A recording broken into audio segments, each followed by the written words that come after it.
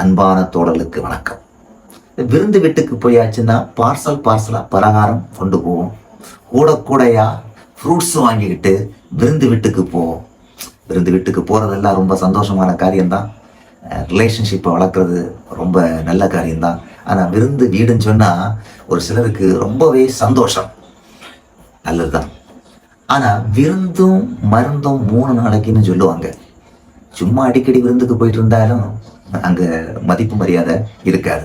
சில நேரத்தில் விருந்துக்கு போகக்கூடிய இடத்துல விருந்து வீட்டார் நம்ம மேலே கொஞ்சம் ஒரு முக சுழிச்சலை ஏற்படுத்துறதுக்கும் வாய்ப்பு உண்டு. எப்போ தெரியுமா? அடிக்கடி போயிட்டு இருந்தா. ஆனால் ஒரு சிலவங்களுக்கு விருந்து வீட்டுக்கு போகிறது ரொம்ப பிடிக்கும், கல்யாண வீட்டுக்கு போகிறது ரொம்பவே பிடிக்கும், அதுபோல் டூர் போகிறதுக்கு ரொம்பவே பிடிக்கும். எவ்வளோ பெரிய ப்ரோக்ராம்ஸ் இருந்தாலும் அதை தவிர்த்து வச்சுக்கிட்டு என்ன செய்வாங்க? தங்களுடைய சந்தோஷத்தை வெளிப்படுத்துவதற்காக, மனமகிழ்ச்சியாக இருக்கிறதுக்காக என்ன செய்வாங்க? இப்படிப்பட்ட இடங்களுக்கெல்லாம் போவாங்க. ஆனால் நமக்கு நெருங்கின வீட்டில் ஒரு மரணம் நடந்தால் எட்டி கூட பார்க்கறதில்ல. நமக்கு நெருங்கினவங்க ரொம்ப நோயப்பட்டு படுக்கையில் இருந்தால் எட்டி பார்க்கறது கிடையாது. நமக்கு நெருங்கினவங்க மரணப்படுக்கையில் இருக்கிற நேரம் எட்டி பார்க்கறது கிடையாது. நம்ம நெருங்கினவங்க இறந்து போனாலும், நம்முடைய நெருங்கிய நண்பர்கள் இறந்து போனாலும் அவங்கள போய் எட்டி பார்க்கறதே இல்லை. ஒரே ஒரு காரியம் மட்டும் சொல்கிறேன்.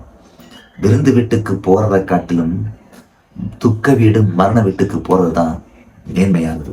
அங்கத்தான் உன்னோட உண்மையான அன்பு வெளிப்படும், உன்னோட உண்மையான ஒரு நெருக்கம் அங்கே வெளிப்படும்.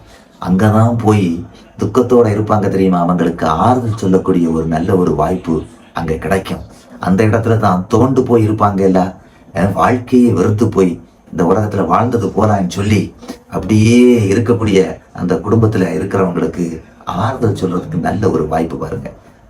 விருந்து வீட்டுக்கு போகிறத காட்டிலும் மரண வீட்டுக்கு போகிறத நீங்கள் தவிர்க்கவே செய்யாதுங்க. நன்றி.